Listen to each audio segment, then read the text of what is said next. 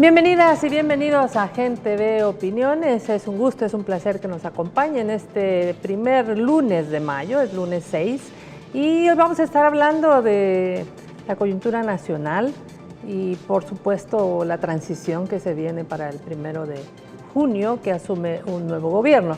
Para ello nos acompaña César Villalona, él es economista del staff también de aquí, de Gente Ve. Bienvenido, César. Buenas noches, María Teresa. Bueno, César, hay varios temas que yo quisiera abordar contigo que tienen que ver con este tema de cuáles son aquellos programas, aquellos planes, aquellos saldos positivos que deja este gobierno al finalizar este periodo presidencial del profesor Salvador Sánchez Serén y segundo periodo del gobierno del FMLN. Yo creo que uno de los principales legados es la creación de 3 sistemas de protección social. Uno general, otro relacionado con la juventud, la niñez, la adolescencia, y otro con las mujeres. También la reforma de salud, hay otras cosas, pero voy a comenzar por el tema de la protección social. Aquí se aprobó por ley a finales del 2013 en la Asamblea Legislativa que los programas sociales iniciados durante el primer gobierno del Frente y que han sido desarrollados en el segundo, quedaban como políticas públicas permanentes. Estos programas son el de pensión básica universal, que son $50 para personas de más de 70 años en condición de pobreza. Eso no existía antes del 2009. El programa de agricultura familiar, que tiene que ver con apoyo a las personas que trabajan en el campo, sobre todo los paquetes agrícolas, pero también incluye crédito, apoyo técnico, va más allá de los paquetes. El tercero es el de alimentación escolar, para más o menos 1.1 millones de niños, niñas, jóvenes y adolescentes que estudian en escuelas públicas. Bueno, vaso de leche, el refrigerio. Vaso de leche, se les da un refrigerio. También el que le llaman paquetes escolares, que tiene que ver con uniformes, con útiles escolares, ese beneficia a 1.3 millones de estudiantes. El de agricultura familiar, por cierto, beneficia a más de medio millón de personas que reciben los paquetes, sobre todo para producir maíz y para producir frijol. Esos son 4 lo que llevo. El quinto es Ciudad Mujer, también quedó como un programa permanente, se inició en el año 2012. Hay 6 sedes por las que han pasado ya más o menos 2 millones de mujeres a recibir varios tipos de atenciones, de ayuda. El sexto es el programa de ayuda temporal al ingreso, el PATI, que inició como un programa también de la Secretaría Técnica de la Presidencia, pero que luego se pasó al INJUVE, para que se manejara desde la juventud. Pero cuando se aprobó no estaba en el INJUVE, que es ayuda a jóvenes para que estudien, se le da una ayuda económica. Y el otro es el de comunidades urbanas y rurales solidarias. Hay que decir con respecto a este último, el número 7, que había iniciado en el último gobierno de Arena, el gobierno de Antonio Saca, pero como un programa de comunidades rurales. Y en el primer gobierno del Frente se hace urbano, o sea, se amplía este programa. Opera en una cantidad de municipios en condiciones de pobreza donde la gente hace trabajo social y se le da apoyo. Estos 7 programas incluyen un sistema de protección social que es permanente. Lo que dice la ley es que será permanente hasta que se determine en el futuro si deben continuar o no. O sea que si dentro de 10, 15 años se estima que ya no hay personas de más de 70 años en condición de pobreza, ese programa ahí terminaría. Pero para eso tiene que haber muchos avances sociales. Entonces este es un legado que dejan los 2 gobiernos del FMLN y que han beneficiado a mucha gente. Porque cuando hablamos de Ciudad Mujer son ya millones de mujeres, casi 2 millones, y los otros son más de 1 millón, los que tienen que ver con alimentación y paquetes escolares. El otro es que aquí se creó una especie de sistema de protección social, ya no aprobado por ley exactamente, pero sí una serie de programas relacionados con la juventud. Lo primero es la creación del INJUVE. Esto sí fue por ley. No existía el INJUVE, el Instituto Nacional de la Juventud. Pero también hay varios programas. Yo mencioné dos que están relacionados con el programa de protección social, que son el de uniforme y el de alimentación. Pero ahora quiero mencionar otros 7, que mencioné 3, esos 2 y mencioné el de ayuda temporal al ingreso. Voy a mencionar otros que no son esos, otros 6. Son el programa Jóvenes con Todo, que también se inició, lo desarrolla el INJUVE. El otro es Jóvenes Talento. Jóvenes Talento. Este es otro programa importante.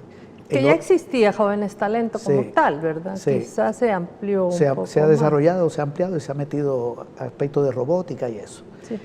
Está hay un programa de remoción de tatuajes del que casi no se habla, que es importante. Otro es Actívate para la Convivencia, que es un programa relacionado con todo el tema de la prevención. Ese es otro. Hay otro que es que tiene que ver con Seamos Productivos, que tiene que ver con crédito para jóvenes, hombres y mujeres, para su primer empleo, etc. Y hay otro que se me queda, no recuerdo el nombre, pero hay un último programa relacionado con la juventud. Ahí hay un sistema, digamos, de protección. Y yo le podría agregar otra acción, que es la gratuidad de la UES, que tiene que ver con el sistema educativo, pero que beneficia a la juventud, porque estamos hablando de 40.000 estudiantes de la universidad que vienen de escuelas públicas en este momento. Lo otro es el sistema... porque llegaba hasta bachillerato, primaria, secundaria, digamos bachillerato, no alcanzaba todavía la universidad. No alcanzaba la universidad. Entonces se hace gratuita. Todavía hay jóvenes que pagan, pero los que vienen de escuelas privadas, que son como 15.000, pero hay 40.000 que no. Habría que ver si se puede ampliar. Lo que pasa es que los jóvenes que vienen, la juventud que viene de escuela privada, se supone que tiene otras condiciones económicas. Pero hay una demanda de la juventud de que se amplíe, que se haga universal. Pero ya darse los 40.000 es importante. Lo otro de las mujeres, que tiene que ver con, por ejemplo, las 2 leyes que se aprobaron, la ley de la no violencia, la ley de igualdad, la política, las mismas sedes de Ciudad Mujer tienen que ver con este tema. Se aprobó, por ejemplo, ampliar a 4 meses el periodo de maternidad de las mujeres. Incluso se aprobó que los hombres también tengan, no sé si son 3 o 4 días de maternidad para que apoyen un poco. No es mucho, pero hay un pequeño apoyo. Y por el lado de la salud, las acciones son muchísimas, desde el Hospital de la Mujer, los hogares de espera materna. Es una cantidad de acciones. El otro que se me olvidaba de la juventud, con perdón, es Ciudad Mujeres Joven, que tiene que ver con mujeres, pero que tiene que ver con la juventud. Cuando uno ve eso y se ubica en el año 2009, esos sistemas no existían en el país. Ese es un legado importante, que está totalmente divorciado de la lógica neoliberal, que no es crear estos sistemas de protección, sino desmantelarlos donde existen, o nunca crearlo. Nunca crearlo. Yo siempre vuelvo sobre este tema, porque sobre eso hay muchas opiniones que me parecen negativas, erradas sobre el tema del neoliberalismo. No vamos a desarrollar ese tema, pero lo saco a colación. Tú ves, por ejemplo, en Brasil, donde llega Bolsonaro y de una vez comienza el desmontaje de los programas sociales. O en el caso de Argentina, o incluso en Nicaragua, cuando los sandinistas perdieron las elecciones en el año 90. Lo que vino fue la privatización de más de 40 empresas y un desmontaje de los programas. Y es lo que quieren hacer en Venezuela la derecha si llega. A ver, ubiquémonos en lo que tú has puesto de contexto, que tiene que ver con estos programas de protección social universales. En el caso de salud también están los equipos comunitarios de salud, que fue un programa presidencial iniciado en el 2010, que fue el primer periodo del presidente Funes. Pero también hay otras áreas que nunca se habían tocado, por ejemplo, esa voluntad y esa volver a la gente que no sabía leer y escribir, que tiene que ver con un programa de alfabetización, que tiene que ver también, en el caso de la salud, un programa de cobertura universal, de acercar a la gente que no había servicios. Yo quisiera que profundizáramos un poco en eso, con el tema, por ejemplo, de reducción del analfabetismo. Sí, se me olvidó algo del punto anterior, la creación del COMNA, también, que también tiene un trabajo con niños, niñas, jóvenes y adolescentes. En el caso de la educación, donde yo veo los principales logros, ya mencionamos unos programas que también tienen que ver con la educación, que son estos de alimentación y paquete, porque amplían la cobertura, que se ha ampliado, porque permite que niños y niñas que antes no iban a la escuela porque el papá y la mamá lo mandaban a trabajar, al no tener que gastar en uniforme y eso, lo envían. Y hay datos de reducción de la deserción escolar, dramática la disminución, de más de 90.000 a 17.000 en el último año. O sea que estos programas tienen un impacto por ahí, pero está en el área educativa el tema del combate al analfabetismo. ¿En cuánto estaba la tasa de analfabetismo en el año 2008? Según la encuesta de hogares estaba en 14%. Y en el área rural se acercaba al 30%. Este era el promedio nacional, 14%. Hoy anda más o menos en 6%. Y el dato que estoy dando del 6% en realidad es cómo cerró el año pasado. En este momento puede ser que ande más baja porque siguen declarándose municipios libres de analfabetismo y ya hay creo que 3 departamentos libres de analfabetismo. Lo más probable es que cuando termine este gobierno ya tengamos un analfabetismo de 5% y se declara un país libre de analfabetismo cuando anda por 3 o 4. La UNESCO lo considera libre de analfabetismo. No tiene que ser 0, sino técnicamente ya se considera. O sea que prácticamente hay una erradicación. En el área de educación mencionábamos también la gratuidad de la UE, hay que recalcarlo aquí también en este tema de la educación, lo mencionábamos en el sistema de protección, pero también en educación tenemos la creación de una institucionalidad nueva. Por ejemplo, tenemos la universidad en línea, que tiene más de 1.000 docentes y más, más de 1.000 estudiantes y creo que 8 carreras, eso no existía. Que es la oportunidad para mucha gente que, por ejemplo, vive lejos, tiene alguna discapacidad, no tiene posibilidades de movilización, de hacerlo desde una computadora, ¿no? Correcto, y ha implicado contratar docentes, formar docentes y que estudiantes estudien, como tú dices, desde una computadora. Pero también hay otra institución, que es el Instituto de Formación Docente. Eso se creó, es una institucionalidad nueva en educación. Está también el instituto el de formación docente creo que le está dando formación a alrededor de 30.000. Y yo tengo entendido que las docentes del sistema público andan por 45.000. Entonces no es una cifra pequeña la que está recibiendo formación. También en educación está la creación del Instituto de Investigación en Ciencia de la Ingeniería. Esa es una institucionalidad nueva. Está el Viceministerio de Ciencia y Tecnología, eso no existía, que tiene también un área de investigación, el CENIS, y que está dando formación en toda la temática de robótica, ha creado premios para los talentos, etc. Es decir, que en el área educativa hay un desarrollo institucional, aparte del combate del analfabetismo. En materia de calidad educativa, que es más complicado ver los avances, yo podría mencionar que la escolaridad promedio aquí estaba más o menos como en 5.4, 5.5 y hoy supera el 6. Eso es importante. Claro, no estamos en Cuba, que tiene una escolaridad promedio de 11, pero hay un avance en materia de escolaridad. Y también hay que mencionar... tiene que ver con lo que tú mencionabas, que se les dé uniforme, se les dé útiles, se les dé zapatos, porque aquí hemos tenido personas que también han criticado esa cuestión de que el Estado sea un Estado benefactor, que dé, pero realmente para quien no tiene 3, 4 hijos y no tiene cómo comprarles los útiles, cómo comprarles los zapatos y cómo darles de comer para ir a la escuela, es un cambio radical. Radical, ¿no? Y mucha gente que critica eso, por ejemplo, Odvia, que en Estados Unidos, por ejemplo, hay seguro para el desempleo, hay gente que pierde el empleo y el Estado lo mantiene, y lo mantiene por mucho tiempo. Entonces, ¿qué tiene de malo que a las personas que no tienen recursos el Estado le ayude? De eso se trata. De eso se trata. Eso es lo que debe hacer un gobierno. Obviamente, hay que generar capacidades productivas, generar empleo, pero eso no es incompatible con ayudar a la gente. En educación, yo mencionaría también la reparación de más de 1.000 escuelas, de más de 5.000 que hay, y también creo que son como 70.000 computadoras en el programa Un Niño, una Niña y una Computadora, que también se ha hecho mucho por la niñez en este terreno, incluyendo hasta el programa La Colmenita, que es un esfuerzo educativo cultural, Y bueno, si metemos la cultura, también hay que hablar de la creación del Ministerio de Cultura, que es otro avance. Ya no tanto en educación, pero digamos, se separan las dos cosas, pero no están separadas, ¿verdad? Porque la cultura tiene que ver con conocimiento, no es exactamente arte, sino que es conocimiento. Entonces la educación tiene que ver con la cultura. Entonces ahí se ve un esfuerzo importante y ha mejorado también en el caso de la niñez.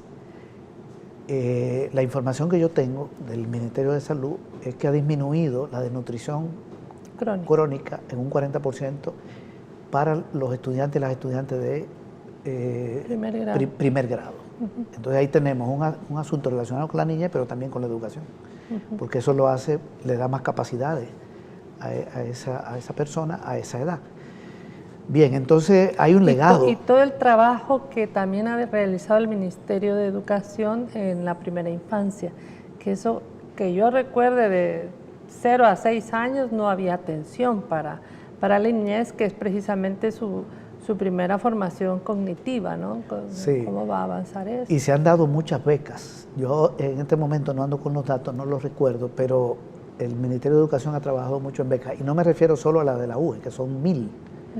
Para estudiantes de la UE que no podían volver, con una lógica también de apoyo en todo el tema de la seguridad, que eran jóvenes en riesgo.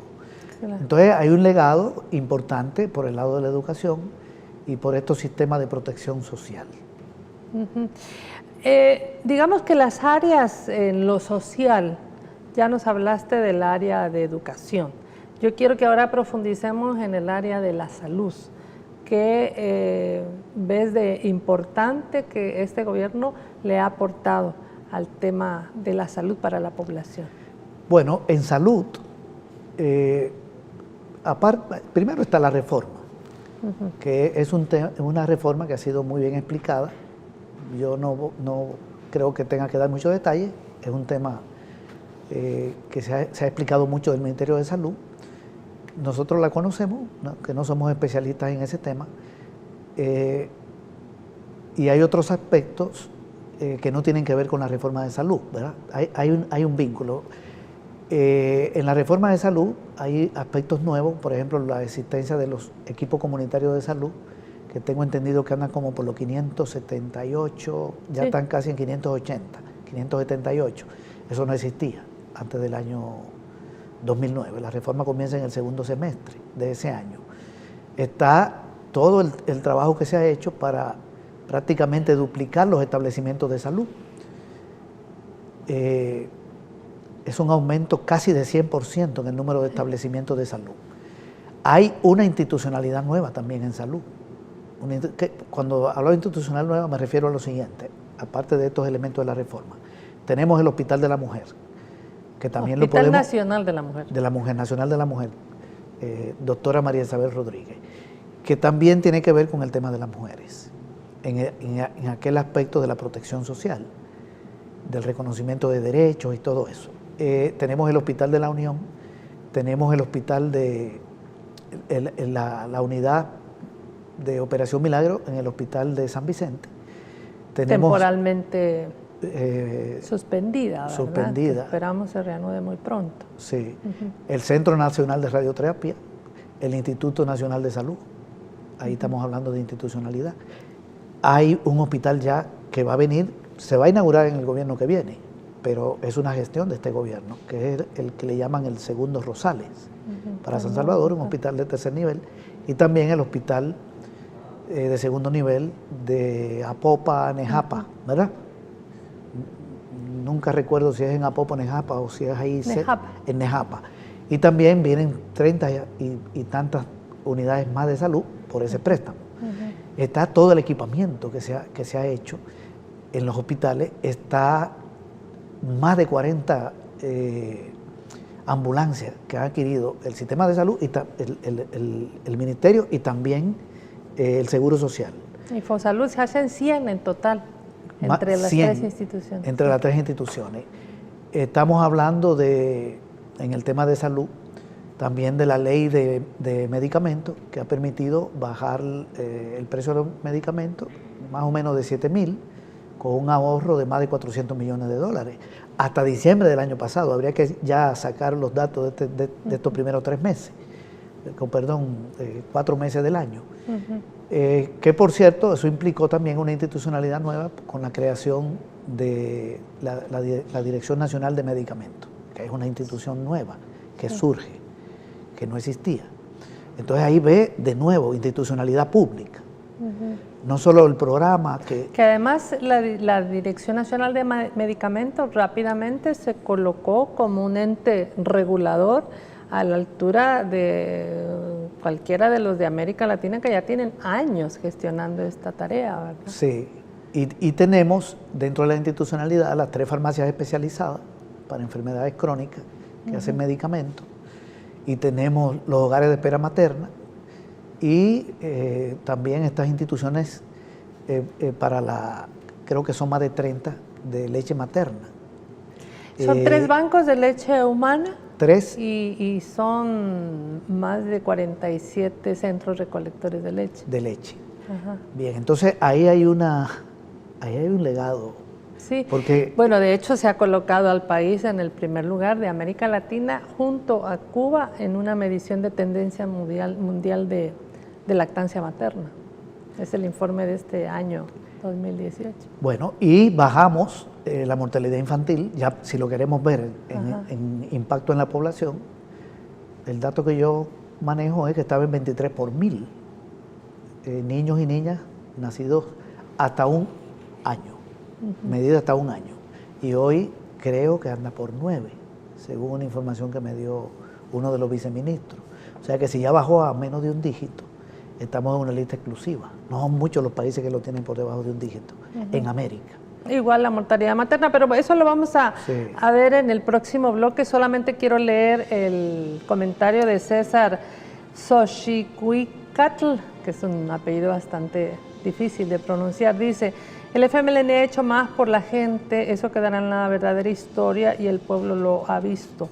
Los que dicen que no es cierto es porque son ciegos o mercantilistas de la política. El FMLN sí ha trabajado y hay pruebas. Es un comentario a través del Facebook Live. Vamos al primer corte y al regresar vamos a hablar de estos indicadores que nos menciona César Villalona. Ya regresamos.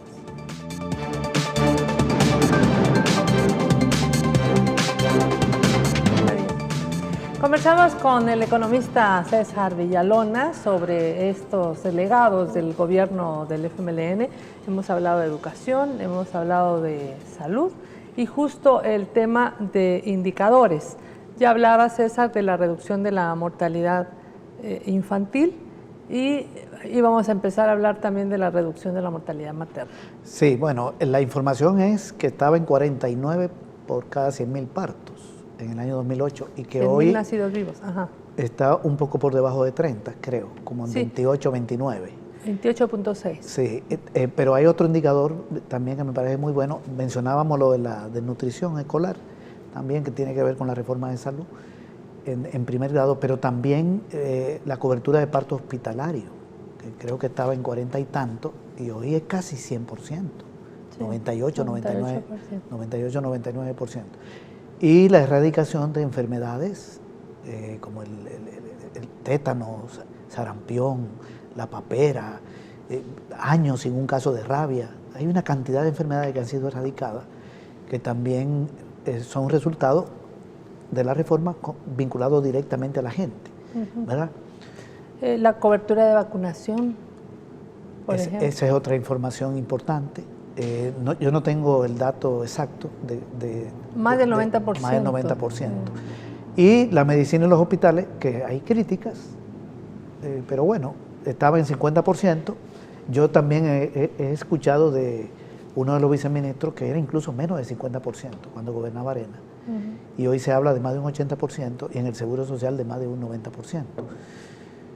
Bueno, entonces esos son indicadores de mejoría en la salud de la población, en la calidad de vida de la gente. No solo es decir, hay más hospitales, hay más unidades de salud, hay ecos. Y que ya no se cobra un parto, antes se cobraba de 30 a 50 dólares por ir a parir a un hospital. Bueno, la cuota voluntaria en salud se eliminó, que es parte de la reforma, habían cuotas que eran de $150 para alguna cirugía. Sí. Yo tengo el cuadrito y hay desde $1 hasta 150. O sea, una persona que tenía que pagar 80, 70, 60, 50 y hoy no paga nada es también un beneficio para la población. Ese dinero le queda a la gente. Eso ha hecho también que el sistema de salud obviamente esté con muchísima más demanda, alrededor de 2 millones de personas que no se acercaban al sistema porque no tenían ni $1 para pagar alguna cuota. Claro, porque abre el sistema, entonces te llega más gente. Y si no hubiese sido así, entonces hubiéramos tenido indicadores muy malos. Claro. Es importante incorporar a la población. Ahora, las demandas crecen y eso implica más demanda de recursos. Que por cierto, el presupuesto del Ministerio de Salud ha mejorado. Estaba en alrededor de 400 y tantos de millones de dólares y hoy creo que este año son como 630 millones de dólares. Que eso se me olvidó también decirlo en el caso de la UES. El presupuesto de la UES ha aumentado de 30 y pico de millones de dólares a más de 80 millones de dólares de la Universidad de El Salvador. Sigue siendo uno de los presupuestos más bajos de las universidades públicas de Centroamérica, pero se ha multiplicado por casi, ha aumentado casi 200%, un poco menos de 200%. En 1999 tenía como 16 millones de dólares la universidad de presupuesto. En 1999, y para el año 2009 tenía 30 y tanto, como 36. Sí. Y hoy creo que en el presupuesto de este año anda en 88, 86, 88. Y el presupuesto de educación estaba en 600 y tanto, y este año por poco llega a 1.000 millones de dólares, anda como en 990 y tantos millones de dólares, volviendo al tema educativo. Entonces ahí también más recursos invertidos. Y cuando te preguntan en qué se ha ido el dinero, bueno, ahí tienes la explicación. ¿Cuánto cuestan los paquetes escolares? 70 millones de dólares. ¿Cuánto cuesta la alimentación escolar? Más de 40 millones en un año. ¿Cuánto cuesta la semilla? ¿Cuál es el valor de la semilla en el programa de agricultura familiar? Son entre 15 y 17 millones de dólares.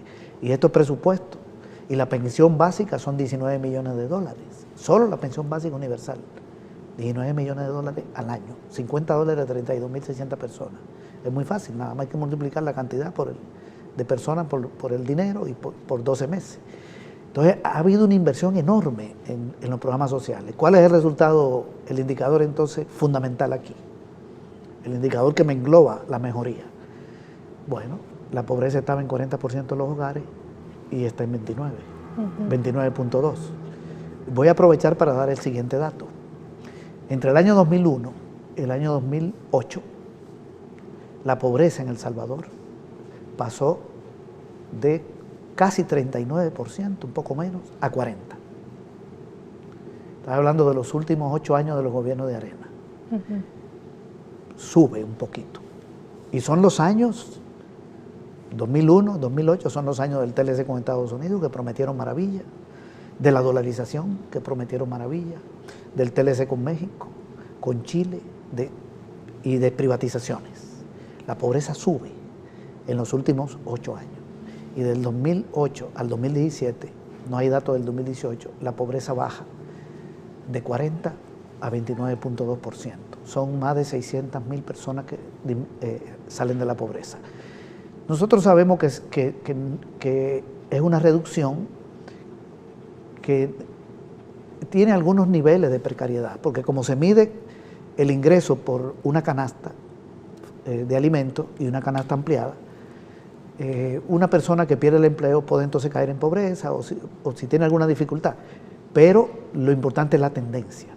No es que esta persona tenga un alto nivel de vida necesariamente, pero ha salido de la pobreza y ha salido buena cantidad de la pobreza extrema, que era la carencia de alimentos. Estaba en 12% y yo está en 6%.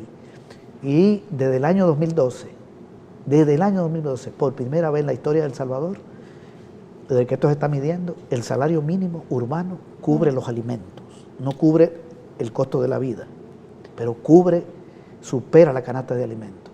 Y desde el año 2017, el salario mínimo rural cubre los alimentos.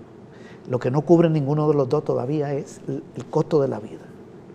Esto tiene que ver con un aumento salarial grande que se hizo De $300, ¿verdad? Subió a 304, pero en términos porcentuales es un incremento altísimo.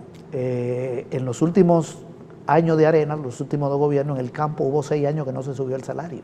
Y hoy en los gobiernos del frente, en el campo subió más de 100% y más de 60% según las ramas de actividad económica. Y en el área urbana, en la maquila subió en 15% en los últimos gobiernos del frente, de Arena, y en comercio, servicio e industria 40%. En los gobiernos del frente ha subido comercio, servicio e industria más de 50%, y en la de maquila más de 140%. El salario mínimo en la maquila estaba más o menos como en 130 y pico de dólares y hoy está, como en 140 y pico de dólares, 143 creo, y está hoy en 299. O sea que se ha duplicado y más. Esta es una expresión, o mejor dicho, una expresión no, con perdón. Es una de las medidas que ayuda, que contribuye a la reducción de la pobreza, junto con toda la otra inversión social. Sí, porque cuando hablamos de indicadores, es precisamente esas mediciones que han mejorado para la ciudadanía, la población. O sea, antes había más gente con desnutrición crónica, se morían más mujeres por parir, el simple hecho de dar a luz, se morían más bebés más recién nacidos a la hora también del parto, y esto ya no ocurre, o sea, ocurre pues, pero se ha reducido. El otro punto, hay gente que viene a El Salvador que tiene 10, 15, 18 años de no venir y mira aquellas carreteras, aquellos pasos que ya no reconocen al país. Yo quisiera que habláramos un poquito también sobre cuáles han sido estas obras de infraestructura que los gobiernos del FMLN han dado. Bueno, la información que yo manejo del Ministerio de Obras Públicas es que se han construido más de 700 kilómetros de carretera. Esa es una cifra alta porque no estamos hablando de un país pequeño. Y más de 300, alrededor de 330 obras, entre ellas 206 puentes. Y también 3 grandes pasos a desnivel, que son el de las Naciones Unidas, el del Jaguar, y hay otro creo que por Chalatenango. Creo que hay uno por Chalatenango. Se han hecho una gran cantidad de obras también para mitigar los riesgos.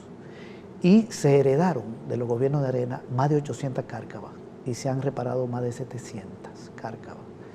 Yo creo que con esos datos te da una idea, solo con esa información, ya te da una idea de la inversión en infraestructura, además de obras que están en camino, que la va a inaugurar el nuevo gobierno, como por ejemplo la carretera que va de acá de Zaragoza hasta el puerto, el bypass del puerto. También se va a iniciar, con gestión de este gobierno, ya están los recursos, el bypass de San Miguel.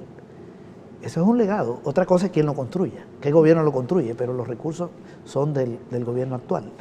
También están las obras del Fomilenio 2, que están en camino y que van a ser inauguradas más adelante, pero es una gestión del gobierno actual, la carretera del aeropuerto de Zacatecoluca. Y todo esto, y otras obras del Fomilenio, más hacia el oriente, pero también todo esto se hizo a pesar de que hubo bloqueo a préstamos. Aquí la bancada de Arena, los diputados y las diputadas bloquearon préstamos que incluían un componente de donación. Para, por ejemplo, la carretera que iba del puente de San Marcos Lempa hasta la Unión. Era para conectar. Y eran fondos que eran no reembolsables, ¿verdad? Que una parte préstamo y otra no, pero además un préstamo blando. Cuando se dice blando, es con un plazo de pago largo, 20 años, 4 años que solo paga interés, una tasa de interés como de 1 o 2%. Es bajísimo. A pesar de todo eso ha habido una gran inversión. Se paró la corrupción también. Siempre hay que decir esto. Porque el Ministerio de Obras Públicas era uno de los fundamentales para el saqueo al Estado. Nuestro ministro estrella, Gerson Martínez, jugó un papel determinante ahí para adecentar ese ministerio. También en infraestructura hay otras acciones que no tienen que ver con carreteras y puentes, sino la infraestructura energética. Por ejemplo, la capacidad de producción de energía ya se acerca a 2.000 kilowatts y estaba como, cuando llegó el primer gobierno del FMLN, estaba como en 1.200. Hay una capacidad de generación enorme. ¿Qué es lo que se ha hecho? Se recuperó la geo y hay más inversiones, la geotérmica, y está produciendo más. Se han hecho inversiones en la 5 de noviembre y se amplió la capacidad de la generación de energía hidroeléctrica. Y hay fuentes nuevas. Aquí no había energía solar. Y ya la energía solar, que hay varios proyectos, está generando casi el 5% del consumo. Y ya hay proyectos para energía eólica. Con un sol maravilloso que tiene el país. Sí. Entonces se ha reducido la dependencia de la térmica, que era de casi un 50%, hoy anda como en un 30%. Y a veces se recurre a importación de energía. Cuando suben los precios del petróleo, como encarece la térmica, que sigue teniendo un peso, se recurre a importación de Guatemala porque es más barata. Se hace esa maniobra, pero la capacidad de generación ya satisface el consumo nacional y hay capacidad incluso para exportar. Y el plan del Consejo Nacional de Energía es prácticamente eliminar la generación de energía térmica, que es de búnker, derivado del petróleo, que obliga a importar y que es muy cara. Y aquí ha habido una baja en la tarifa. Por esa reducción de la térmica ha habido un recorte importante de la tarifa con estas fuentes nuevas. Ahí tenemos infraestructura energética y tenemos infraestructura vial, que son legados importantes también de los gobiernos del frente. Si hablamos de la apertura también de relaciones diplomáticas que tuvo pues desde el 2009, el primer gobierno del frente, por ejemplo con la hermana República de Cuba, las relaciones que se están siguiendo con otros países, bueno, China en esta gestión, ¿cómo miras también esa forma de tener relación con los países? Una política exterior muy diferente, que ya se ve que va a ser revertida. Lamentablemente va a venir una reversión con el nuevo gobierno. ¿Qué se hizo en materia de política exterior? Digo que va a haber una reversión porque depende de la política exterior del Ejecutivo, del presidente. La política exterior, tú mencionabas las relaciones con China y las relaciones con Cuba. También está el reconocimiento del Estado palestino y una política exterior de no confrontación. Cuando aquí gobernó Arena, aquí se apoyó el golpe de Estado contra Chávez, en el gobierno de Francisco Flores, en el año 2002. Aquí vino Posada Carriles, un terrorista cubano apoyado por el gobierno de Estados Unidos, que desde aquí montó toda una operación para un atentado a Fidel Castro en un evento de presidente en Panamá. Eso está aprobado y se reunió con gente de Arena. Es decir, teníamos gobiernos de Arena agresivos, gobiernos de Arena que mandaron tropas a Irak, a combatir a Irak, creo que a Afganistán. Incluso tuvimos una persona que murió, un soldado que murió, creo que en Irak. Entonces hostil a una serie de gobiernos. ¿Cuál es la política exterior nuestra? Bueno, una política exterior de apertura con estos países que ya mencioné, pero de apertura de relaciones y de buenas relaciones con todos los países del mundo prácticamente, de promotora de la paz, solución política de los conflictos. Eso deben ser los principios de la política exterior, búsqueda de la cooperación y la igualdad jurídica de los estados, la igualdad jurídica. Por eso es importante reconocer el Estado palestino. Tiene que reconocerlo. Y no puedes interferir en los asuntos internos de otros países. Entonces, hemos tenido un gobierno que no ha sido hostil a otro gobierno. ¿Qué gobierno del mundo puede decir que el gobierno de El Salvador ha sido su enemigo? Cuando Arena gobernaba, nosotros podíamos decir que el gobierno de Cuba sentía una enemistad del gobierno salvadoreño, sin que Cuba le hubiera hecho nada al gobierno del Salvador ni al pueblo salvadoreño, porque teníamos incluso ya becarios en Cuba, aún en los gobiernos de Arena, y aquí preparándose un atentado contra Fidel Castro, porque el programa de becas para estudiar medicina comenzó en los años 90. Incluso Cuba mandó aquí personas, a médicos, a combatir el dengue en el gobierno de Flores. En el año 2000. Y Flores le pagó con un intento de atentado a Fidel Castro. Era un desastre la política exterior. Y apoyando el gobierno de Arena, incluso el golpe a Chávez, y los diputados y diputadas de Arena apoyando el golpe a Zelaya en el año 2009, cuando Mauricio Funes apenas tenía 28 días de haber tomado posesión. La Asamblea Legislativa lo trajo. O sea, los diputados y diputadas de derecha trajeron a Micheletti no a Zelaya, a Micheletti, que fue el que sustituyó a Zelaya con el golpe. Todo eso cambió. La política exterior es totalmente diferente y son relaciones muy buenas, porque con Cuba hemos tenido muchos beneficios por el lado de la Operación Milagro, el apoyo que nos han dado en el programa de alfabetización, apoyo en la agricultura, tienen investigaciones, proyectos agropecuarios, han hecho investigaciones incluso sobre la caña, un estudio sobre la caña, sobre el impacto en la salud y el impacto en el medio ambiente, sobre las costas, en deporte nos han dado apoyo, y con China ni hablar. Ya tenemos 150 millones de cooperación. Vamos a continuar en este tema. Vamos a hacer el segundo y último corte. Queremos saludar a Jason Martes 13, a Víctor Manuel Arriaga Morán, que se están comunicando a través de las redes sociales. Ya volvemos para profundizar un poco más sobre esta política de relaciones exteriores del actual gobierno. Ya venimos.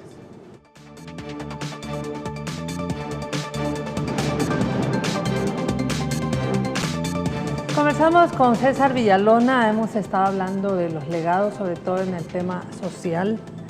Yo quisiera que habláramos, estábamos terminando de hablar de las relaciones con China, China Popular, y quiero que profundicemos un poco más en los legados en el aspecto ya propiamente económico del país.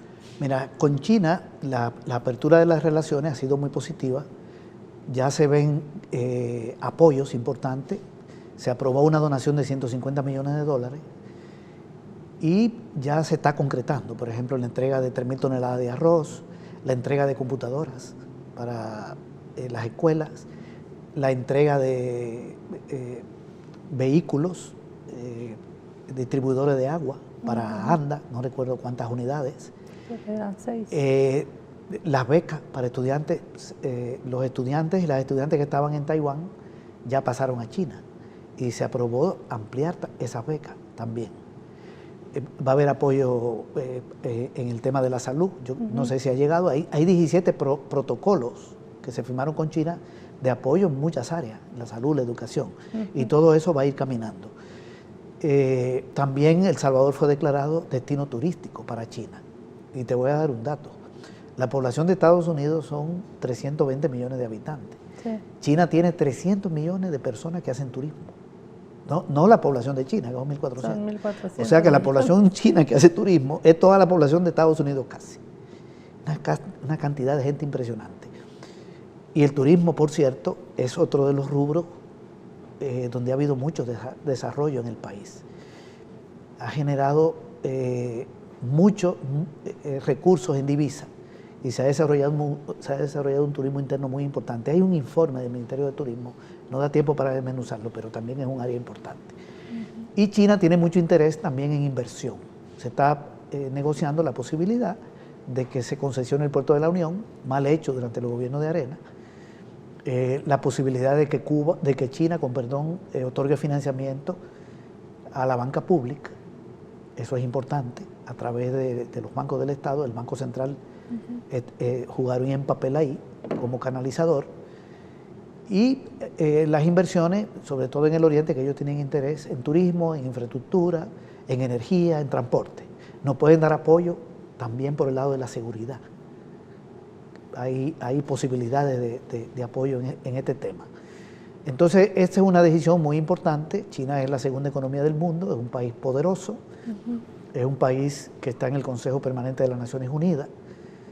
Pronto va a ser la primera economía del mundo, es una potencia política, una potencia cultural, una potencia económica, y es un país que no está metido en ninguna guerra, de ningún tipo. No es un país agresor, no tiene tropas en ningún sitio, respeta incluso a Taiwán, que es una provincia rebelde, está tratando de negociar su incorporación, no a través de una actitud bélica, sino estableciendo las relaciones con todos los países y tratando de negociar la incorporación, porque Taiwán realmente pertenece a China. A la larga eso se va a resolver, va a ser una provincia de China de nuevo. Entonces este es un paso muy importante, estas relaciones con China. Y China es en este momento el séptimo mercado de exportación de El Salvador, después de Estados Unidos, los 4 países de Centroamérica, sin incluir a Panamá y México. Estos son 6. Y China es el séptimo, por el lado de las exportaciones. Y por el lado de las importaciones es el segundo, al país al que El Salvador más le compra. Eso incluso sin relaciones comerciales, diplomáticas. antes de las relaciones diplomáticas. Las exportaciones en el gobierno de Sánchez Serén subieron a China de 6 millones de dólares a 85, 86 millones el año pasado. Es un incremento enorme. Y a Taiwán el año pasado llegaron a 29. Y la inversión china en el país supera los 300 millones, la de Taiwán anda por 14, 15 millones. Esos son datos del Banco Central. De manera que es incomparable el peso de China y Taiwán. Es un buen paso el que se ha dado. Con Cuba ni hablar, ¿verdad? Los aspectos positivos que hemos tenido. No recuerdo qué otra pregunta me hacía en las relaciones internacionales. Yo destacaría estos aspectos, una política exterior diferente y estas aperturas. ¿Y el legado en la economía? En la economía, bueno, en el año 2009 nosotros teníamos un país con una caída de la producción de bienes y servicios de menos 2.1%. Este es el dato oficial del Banco Central de Reserva. ¿Qué quiere decir eso? Que en el año 2009 hubo menos producción de bienes y servicios que en el año 2008. Menos producción de arroz, de maíz, de frijol, de todos los productos. Toda la producción cayó, industrial, agropecuaria, construcción, los sectores de servicios. Las exportaciones cayeron 17%. Así inició el primer gobierno del Frente, con un legado de la caída. Desde entonces la producción ha aumentado más o menos, en un promedio más o menos de 4% anual. El año pasado 2.5. Este año se está esperando un crecimiento de 3, 2.8, 3, podría llegar ahí. Se han recuperado las exportaciones. El empleo había caído en el año 2009, se habían perdido más de 27.000 empleos. Ese fue un año de crisis. La crisis económica internacional golpeó el país. Claro. Pero el país también era muy vulnerable, porque el impacto en Nicaragua, en Costa Rica, por ejemplo, no fue igual, en Guatemala y en Honduras. Aquí fue más severo porque Arena desmanteló el agro y nos hizo muy dependientes de importación de alimentos, y porque estábamos dolarizados ya desde el año 2001. Había menos manejo de la política económica. Entonces se ha recuperado la producción, se han generado más o menos 165.000 empleos formales, más casi 20.000 en el campo. Es decir, una buena cantidad de empleo, aunque las necesidades son mayores. Por cierto, este año, yo tengo el dato hasta enero, lo traje porque pensé que lo iba a utilizar y quiero aprovechar para darte el dato de empleo. En el primer mes de este año se han generado 15.765 empleos. No es una cifra pequeña. Y el año pasado se generaron 20.000. Este año en enero, con respecto a enero del año anterior, 15.765. Las necesidades son más. Este es un dato del Instituto Salvadoreño del Seguro Social, para quien quiera la fuente. Y tenemos un país también en el tema económico con una inflación baja, muy estable en términos de precios. La inflación el año pasado anduvo cercano al 1%, este año anda en 0.3, 0.4, con tasa de interés estable, o sea, con crecimiento y estabilidad económica y generación de empleo. En el área económica yo destacaría también el aumento de los salarios, que ya lo tocamos, y la recuperación del agro y la autosuficiencia prácticamente en maíz y frijol. Hay otras áreas que han crecido, pero sobre todo ahí que teníamos mucha dependencia. Esos son como resumiendo los aspectos centrales. Hay otro tema que rápidamente mencionarlo, que tiene que ver con el acceso a la información pública, la apertura de las diferentes instituciones para brindar información a la ciudadanía y a quien lo solicite. Sí, yo diría que el Estado salvadoreño ha entrado, o entró del año 2009 en un proceso de democratización. Nosotros tuvimos un país gobernado desde el que terminó la guerra.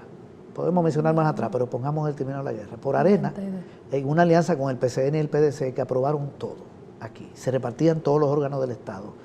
La Corte Suprema, la Fiscalía, la Corte de Cuentas, y aprobaron todo. Esos tres partidos. Desde el año 2009, aquí se ve un Estado, donde no se puede decir que un partido controla todo. El FMLN no tiene el control de la Asamblea Legislativa y con las alianzas que ha hecho apenas ha llegado a 43, en algunos casos 56, haciendo alianzas. Se logró el Ejecutivo, entonces eso también te genera problemas porque hubo una hostilidad de la Sala de lo Constitucional, sobre todo de la Corte Suprema y de la Asamblea. En materia de democratización está la Ley de Acceso a la Información Pública, que nunca la quiso aprobar el gobierno de Arena. También tenemos el voto en el exterior, digamos, lo aprueba la Asamblea, pero también está el Ejecutivo de acuerdo. Esa es una democratización que se da en el gobierno del Frente. y también la representación proporcional en los municipios. Se aprueba en los gobiernos del FMLN. Es una expresión de democratización. Los consejos multipartidistas, ¿verdad? Correcto, los consejos, correcto, que no lo teníamos. Sobre eso puede haber opiniones, pero digamos... Pluripartidista, que te da una mayor participación de la oposición en los consejos municipales. Un partido que gana no se lo lleva todo. Eso es lo más normal a nivel internacional, nosotros no lo teníamos. Y los otros elementos que hemos hablado de los sociales son democratización también. Claro. Porque la democratización no hay que verla a nivel del Estado, sino que un país es más democrático si la mujer tiene más acceso a la salud, o si el niño o la niña tiene más acceso a la educación y a la salud, o la gente pobre sale de la pobreza, ¿verdad? Una persona pobre sale. Entonces hay un legado democrático muy importante.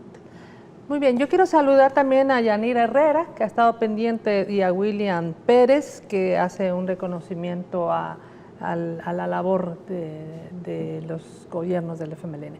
Y agradecerte a ti, César, por dar este montón de información que a veces resulta con mucho dato, pero que yo creo que es importante que la ciudadanía tome en cuenta los datos reales, ¿no? Bueno, muchas gracias por invitarme. El día de mañana le invitamos a una nueva entrevista a las 7 de la noche, siempre aquí en Gen TV Opiniones. Gracias por su sintonía.